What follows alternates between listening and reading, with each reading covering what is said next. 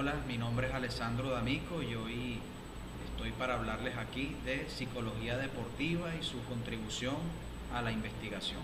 Bien, en mi experiencia como psicólogo deportivo y doctor en ciencias de la actividad física y del deporte, debo decir que la psicología es una de las ciencias aplicadas al deporte que más aportes le ha traído al campo investigativo en lo que son las ciencias aplicadas al deporte y la actividad física. En este caso, veamos primero qué es la psicología del deporte.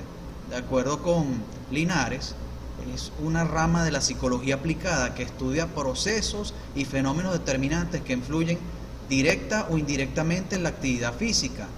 Cabe destacar que esto se hace no solamente con deportistas, sino con entrenadores, miembros del cuerpo técnico, árbitros y jueces, e inclusive papás y mamás y representantes de los chicos que hacen vida en el deporte.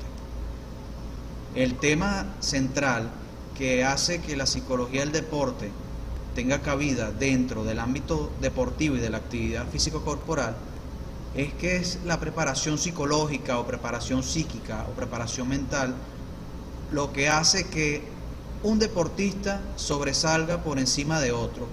Esta preparación es tan importante como lo es la preparación física, la preparación técnica, la preparación táctica y por supuesto la preparación teórica. ¿Y qué es la preparación psicológica?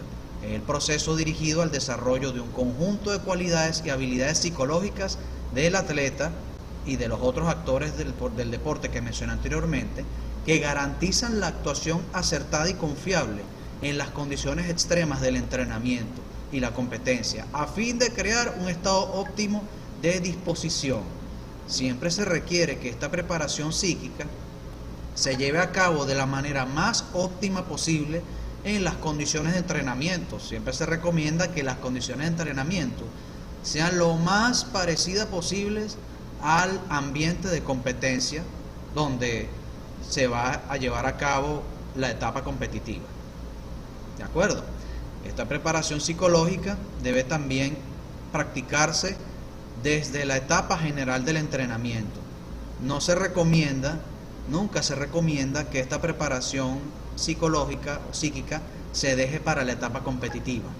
Debe estar en la etapa general de entrenamiento, en la etapa especial o específica, en la etapa de competición temprana y en la etapa competitiva propiamente, y sobre todo en la etapa transitoria o etapa de tránsito.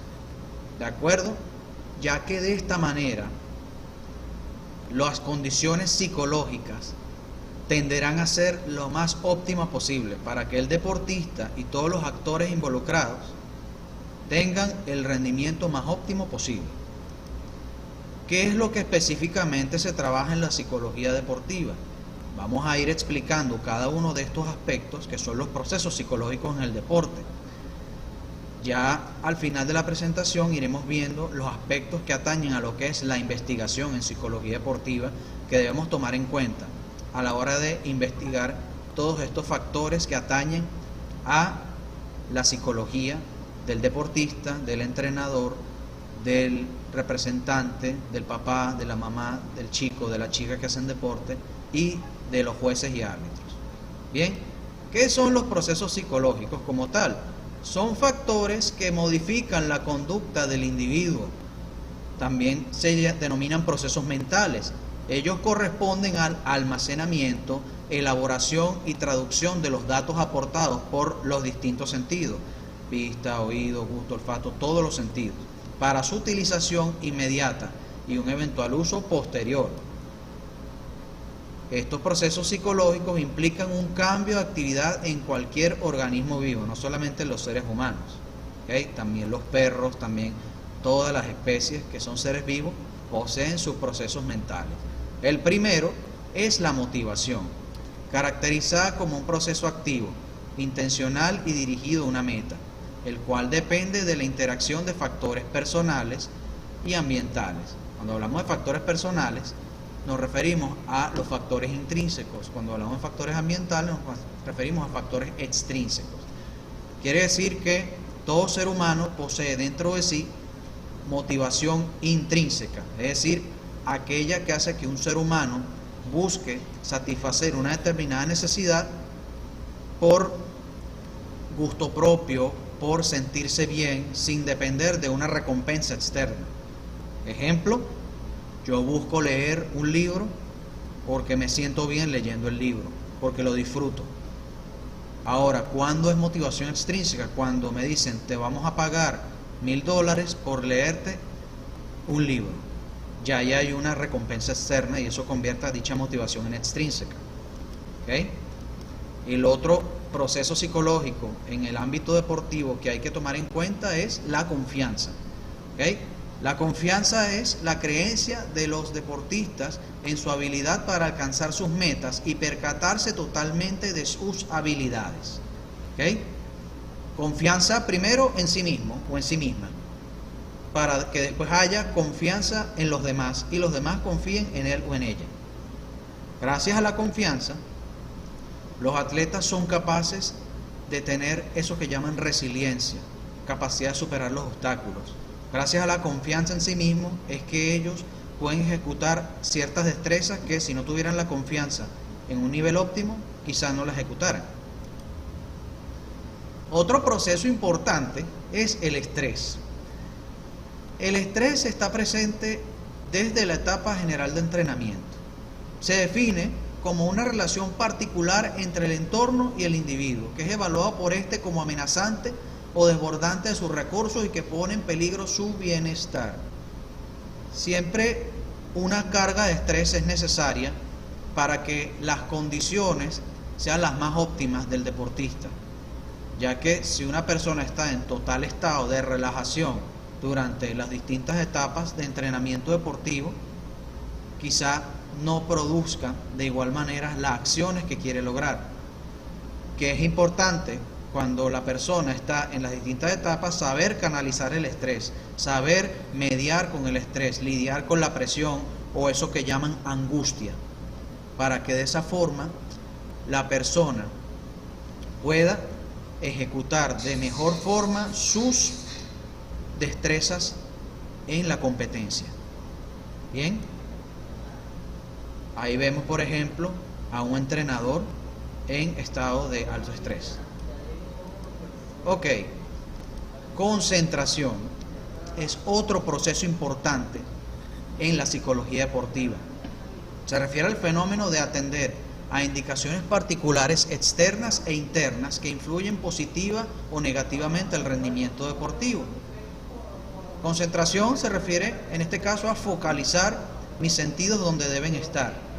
Si estoy, por ejemplo, en el fútbol, en una situación donde voy a cobrar un tiro libre, donde voy a patear un penalti, debo tener la atención en el balón, en el arco, pero no nada más de manera externa, también internamente, concentrándome, utilizando automandatos, diálogo interno, de decir yo puedo elegir previamente, voy a patear hacia la izquierda, ya que en el caso de la jugada del penal, si uno toma la decisión durante la carrera, tiene más probabilidad de fallar el penal. ¿Okay?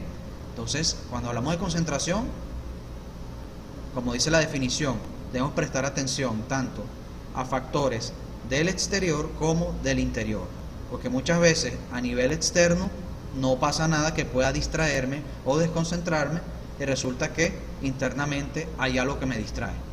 ¿Okay? Como vemos aquí en la imagen, vemos aquí a un atleta concentrado en la ejecución de un ejercicio con barra.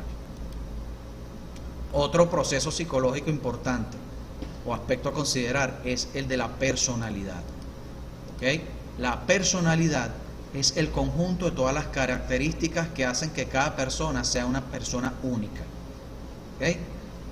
Una característica importante a tomar en cuenta es que la personalidad tiene dos estructuras. Una estructura que es el carácter. El carácter es aquella parte de la personalidad que yo voy modificando con el paso del tiempo. ¿Okay? Cuando la persona se hace más llevadera, más flexible, cuando la persona se va convirtiendo en una persona más tolerante, eso es carácter. Pero el temperamento, que es la otra estructura, es la parte genética, la parte heredada, es lo que nace con la persona. El temperamento se divide en colérico, colérico, sanguíneo, melancólico y flemático. Esos son los 4 temperamentos básicos por los cuales hay que saber conocer a los actores deportivos. ¿Okay?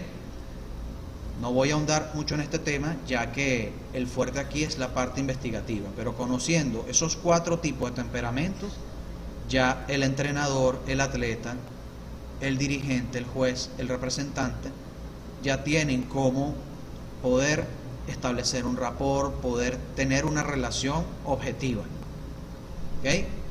Y menciono aquí la disciplina, ya que independientemente del carácter o el temperamento que presente la persona, para poder ser constante y exitoso, o por lo menos tender hacia el éxito en el deporte, hay que tener disciplina, ya que el mundo deportivo o el de la actividad física es un entorno que es nada fácil, ¿de acuerdo?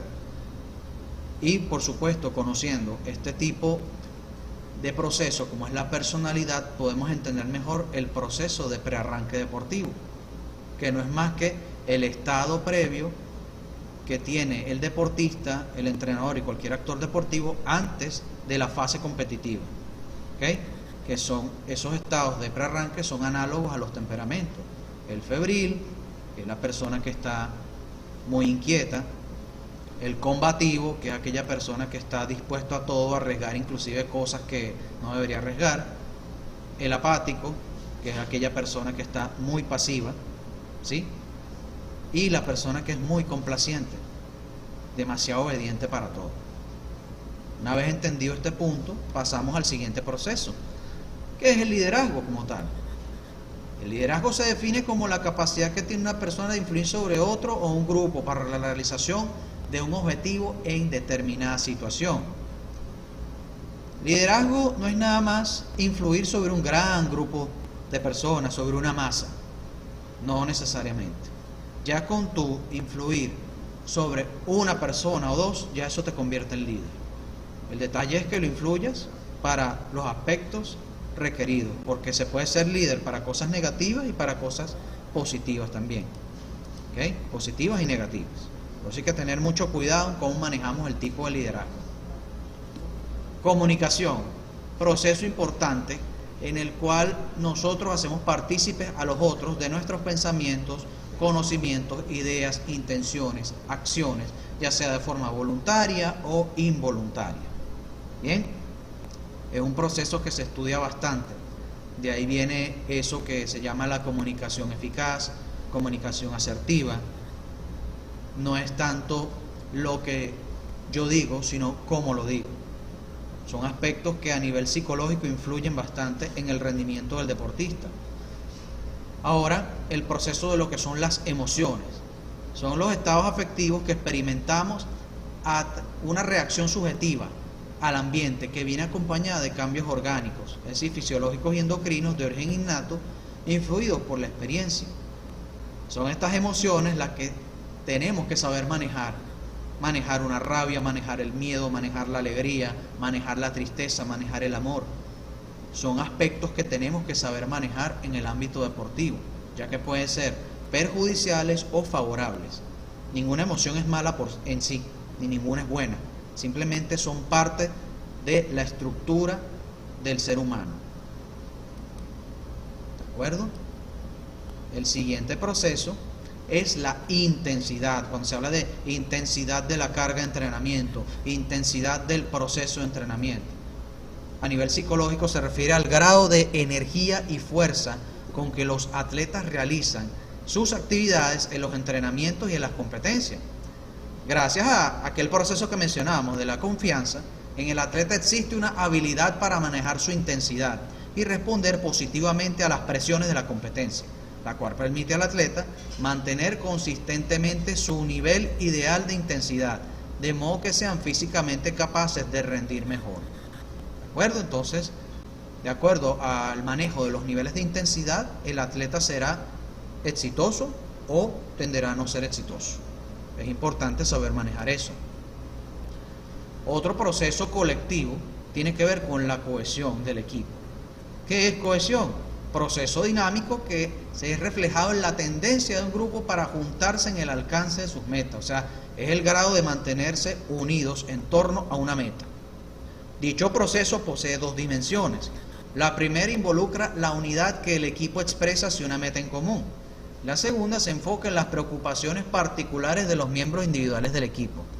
Toda persona que ha trabajado o que trabaja actualmente con deporte debe entender que la cohesión está no solamente en los deportes colectivos, también está en los deportes individuales, ya que que las fases de entrenamiento generalmente se realizan en grupo, es en equipo. Rara vez un atleta entrena solo, y cuando entrena solo tiene un entrenador, tiene un fisioterapeuta, tiene un psicólogo deportivo, tiene un dirigente, un delegado. Y es importante manejar también que está la cohesión afectiva y la cohesión de tarea. La cohesión afectiva es cuando los miembros del grupo tienden a juntarse por gustos comunes, por sentimientos comunes, emociones comunes, estados de ánimo comunes. Ahí es donde se da espacio para las tristezas colectivas, la chanza, la echadera de broma. Pero la cohesión enfocada en la tarea es cuando cada quien sabe qué rol debe ocupar en la cancha, en el gimnasio, en la piscina. Tiene que ver más con saber cuál es la función dentro del equipo. Un buen líder que sepa manejar este tipo de cohesión tiene más tendencia a que el éxito se le garantice. Muy bien, hemos hablado entonces de aspectos generales de lo que se trabaja en lo que es la psicología deportiva y específicamente los procesos psicológicos. Ahora, es importante saber que a nivel investigativo nosotros podemos buscar a través de la red o si tenemos oportunidad de ir a algún congreso nacional, regional o internacional, que estos organismos que están aquí presentes en la lámina son los que se encargan principalmente en el mundo de habla hispana de hacer las publicaciones científicas y sobre todo que tienen journals o revistas arbitradas o indexadas donde podemos mantenernos constantemente actualizados en el acontecer de la psicología deportiva actual. Tenemos la International Society for Sports Psychology, que aquí lo pusimos en español, ya que ellos tienen publicaciones en español, que es la Sociedad Internacional de Psicología del Deporte. Es ella la que cada 4 años acoge el Congreso Internacional de Psicología del Deporte. ¿Sí? Tenemos la Federación Española de Psicología del Deporte, que ellos son líderes en el mundo de habla hispana en lo que son publicaciones, al igual que la Sociedad Cubana de Psicología del Deporte, sobre todo porque ha sido en España y Cuba donde más se ha desarrollado a nivel investigativo lo que es la psicología deportiva. Hoy en día hay tendencias también en Brasil, en Colombia, en Argentina, Uruguay. Chile también ha tenido un repunte interesante en lo que ha sido de unos 5 años para acá. En países como Venezuela, países como Paraguay, ha habido más trabajo de ámbito aplicado. ¿Sí? Estamos tratando de que se vaya más hacia la línea de la investigación básica, la investigación aplicada, publicable. México también es un caso interesante a evaluar. ¿Okay?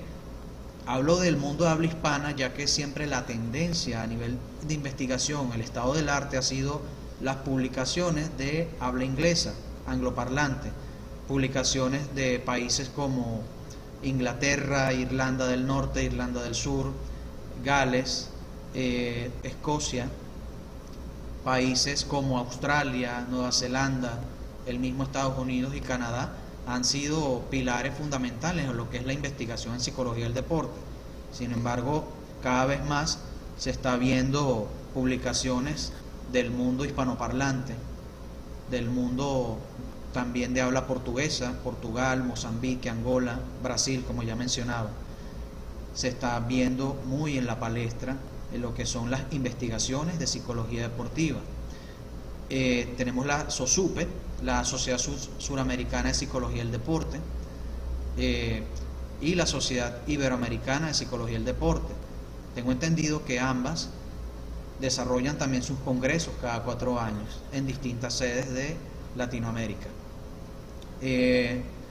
Claro, SOSUPE a nivel de Sudamérica como tal, pero es bueno mantenerse siempre en contacto con las distintas páginas web. A través de Google Académico se pueden acceder para ellas, para mantenernos al corriente de qué se está haciendo en psicología deportiva, qué se está publicando. Hay tendencias donde se observa que la psicología del deporte no es nada más alto rendimiento. Psicología del deporte también está metido en lo que es la psicología del ocio, la recreación, la psicología de la senectud, la psicología infantil en la psicología del deporte, ¿sí? Entonces, estos son temas que están ahorita en la palestra. ¿Okay? Aquí vemos esta lámina donde dice: uno puede hacer la mejor preparación física, técnica y táctica, pero con eso no alcanza. Lo que define es un factor humano marcado por la emoción de cada jugador y la capacidad para soportar esas presiones. Esto lo dice Julio Velasco, un entrenador argentino que logró hacer campeón a Italia, campeón mundial a lo que fue voleibol masculino. ¿Okay? Les regalo esta frase de Jackson Brown para ser utilizada a nivel psicológico, con estas fotos que nos ofrece la Selección Nacional Vinotinto de Fútbol Sala, categoría sub-18. Recuerda que se logra más de las personas por medio del estímulo que del reproche. Dile al débil que es fuerte y lo verás hacer fuerza. Jackson Brown. Mi señor padre, entrenador de gimnasia, nos regala la frase de: las medallas se ganan en los entrenamientos. Por eso es importante recordarle a las personas que hacen vida en el deporte que es en el entrenamiento donde hay que darlo todo, nunca guardarse nada. Y yo complemento a mi papá diciendo que la mente también se entrena. Ok, ahora vamos a hablar un poco, cerrando lo que es mi ponencia, mi humilde aporte, lo que es la investigación en psicología deportiva, siguiendo a Marcelo Roffé, quien fuera psicólogo de la Selección Nacional de Argentina en fútbol profesional. Nos habla de que siempre una disciplina científica, llámese como se llame, encuentra su sustento básico en la actividad de generación de nuevos conocimientos, logrando mediante la investigación su avance. Es a través de las investigaciones que vamos conociendo los conocimientos, valga la redundancia, los conocimientos básicos de un área determinada del saber científico. De esta forma se dinamiza el conocimiento, porque cada avance o descubrimiento generarán a su vez nuevos problemas que requieren la atención de profesionales dedicados a la investigación. Bien lo decía Mario Bunge, aquí en Venezuela lo decían Armando Navarro, Carlos Noguera, de que el conocimiento científico, la ciencia no es infalible, al contrario, tiene bastante infalible, y gracias a las lagunas que se generan en cada investigación surgen nuevas investigaciones. Gracias también a lo que es la hermenéutica se van interpretando esos datos para generar nuevos conocimientos, ¿sí? Por eso tenemos en psicología deportiva la investigación básica, que es, al igual que en el resto de las distintas ramas de la psicología, esa investigación donde se busca conocer determinado fenómeno. ¿Okay? En cambio, la investigación aplicada, conocemos el fenómeno para resolver determinado tipo de problemas, sobre todo en el ámbito psicosocial. Cuando la investigación se ha finalizado, sus resultados se deben exponer ante la comunidad científica. Por eso es importante que nosotros en Venezuela,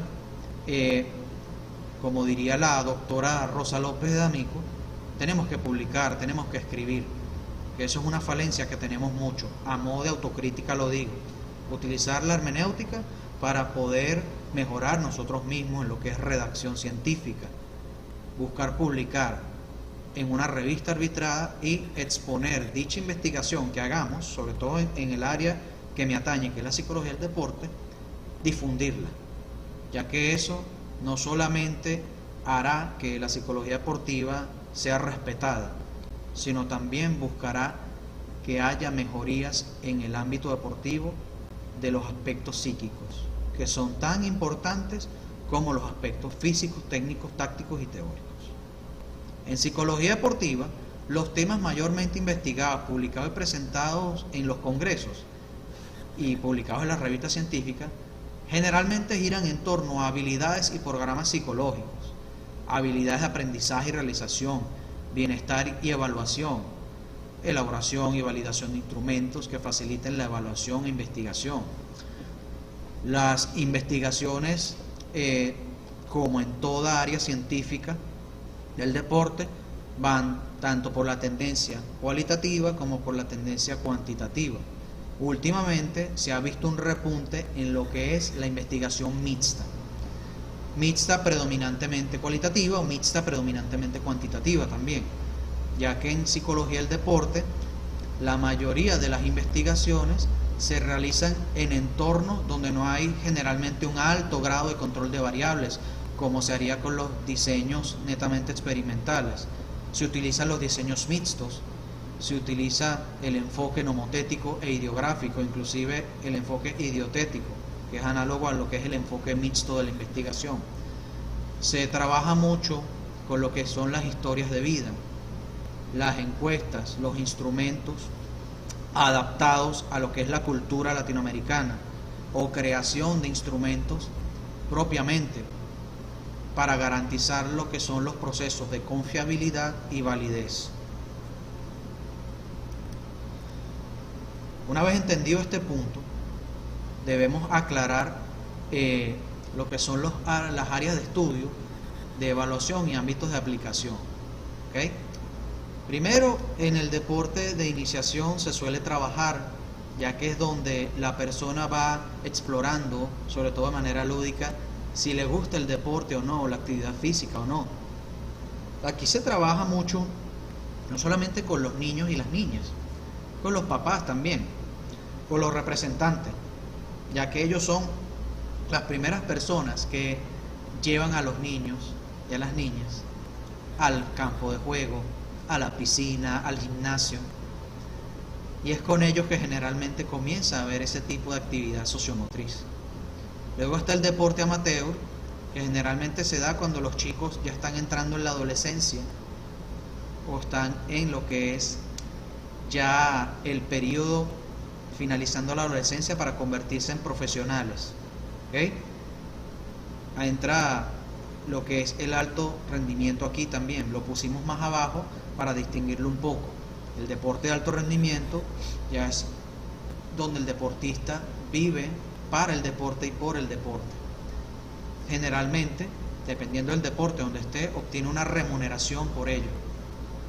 Generalmente es aquí donde se distingue quién es el apto y quién no está apto. ¿Okay? En el deporte amateur también, sin embargo, en el deporte de alto rendimiento también se observa quién es el deportista de la medalla de oro, el de la medalla de plata, el de la medalla de bronce y el de los diplomas olímpicos. Actividad físico-corporal, ejercicio y salud, también la psicología se encarga de trabajar allí, como lo dijimos anteriormente. Hay, por lo menos en Venezuela, una tendencia a hacer vida en el área fitness, a hacer ejercicio diario por razones de salud o por razones estéticas, y la psicología deportiva investiga también cuáles son los motivos que hacen que una persona se entregue en cuerpo y alma a ese tipo de actividades, bien sea el CrossFit, bien sea el entrenamiento funcional, el entrenamiento de sala de musculación, practicar algún deporte en específico, como varios adultos que se organizan en torneos y juegan de manera aficionada el fútbol, ¿sí? O personas que simplemente no tienen un grupo de entrenamiento, sino que van a hacer ejercicios calisténicos de barra 3 veces a la semana. También eso lo investigamos. ¿Okay? Ya había mencionado el deporte de alto rendimiento. A nivel de ámbito de educación se puede trabajar e investigar porque, por ejemplo, la carrera de psicología últimamente está en demanda en Venezuela, por ejemplo, porque cada vez más personas se interesan en estudiar el diplomado y la maestría de psicología deportiva. A nivel de educación, un psicólogo investigador puede trabajar lo que son los grupos de comparación, grupo control, grupo experimental de aplicación, porque un grupo de estudiantes de educación física rinde más en determinada área que en otra, por ejemplo. Y a nivel de lo que es planificación, programación, asesoramiento, los psicólogos deportivos hacemos investigación allí, ya que debemos saber cuál es el mercado más rentable para trabajar, quiénes son los clientes que piden asesorías, y de alguna manera alguno hace investigación en el ámbito aplicado, ¿sí? De esta forma hemos podido ver todo un panorama de qué se trabaja en psicología deportiva y cómo podemos acceder a la investigación a través de los distintos organismos de habla hispana e internacionales, ver cuáles son los ámbitos de aplicación y ver unos aspectos relevantes que hay que conocer a lo que es la investigación. Por supuesto, para que sea investigación debemos seguir el método científico, y en este caso yo presento las distintas referencias en las cuales yo me he apoyado para presentarles a ustedes este conocimiento. Como pueden ver, son variadas. Y aquí me despido con esta lámina de cierre. Vemos aquí a la derecha a dos jugadores de la Selección Nacional de Fútbol Sala, categoría sub-18, trabajando a nivel psicológico sus cualidades volitivas. O sea, cualidades volitivas, las características de la fuerza de voluntad, perseverancia, valentía y autodeterminación, espíritu de lucha, iniciativa, orientación hacia un fin y el autocontrol. Ahí ven que uno de ellos carga un aviso que dice yo quiero, yo puedo, yo voy. Y a su izquierda estamos allí aplicando un test de concentración de la atención al capitán de la Selección Nacional de Fútbol de Mayores, la Vinotinto de Fútbol Playa. Quien se despide de ustedes, Alessandro D'Amico. Pueden acceder a mí, comunicarse conmigo a través de mi Twitter, de mi Instagram, que es psicodamico, mi correo electrónico macauformula1@gmail.com, y mi blog psicologiaauto.blogspot.com. Ahí les dejo también mi marca personal, que es psicodamico. Y bueno, por su amable atención, muchas gracias.